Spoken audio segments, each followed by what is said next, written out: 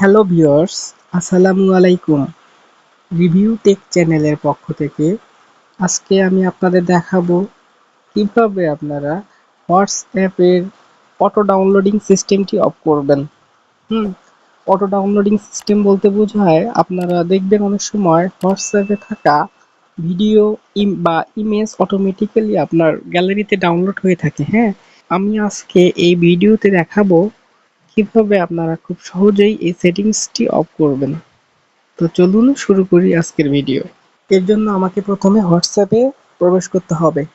তো আমি সেক্ষেত্রে হোয়াটসঅ্যাপে চলে যাচ্ছি।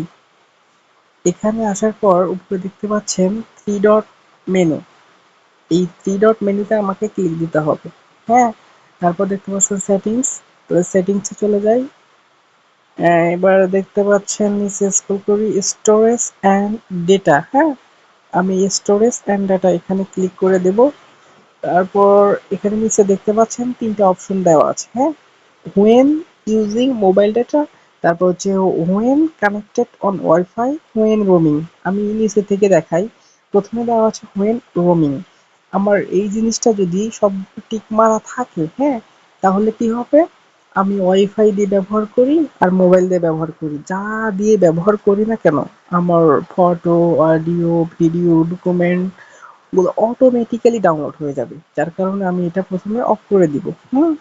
তারপর এখানে দেখতে পাচ্ছেন মাঝখানে হোয়েন কানেক্টেড অন ওয়াইফাই। আমি যদি এটা, যদি আমার টিকগুলো সবগুলোই দেওয়া থাকে তাহলে এটা মানে বোঝাই হচ্ছে এখানে ওয়াইফাই থেকে যদি কোনো আমি যদি একজন ওয়াইফাই ব্যবহারকারী হয়ে থাকি তাহলে সেক্ষেত্রে ফটো, অডিও, ভিডিও, ডকুমেন্টস সব অটোমেটিক্যালি ডাউনলোড হয়ে যাবে।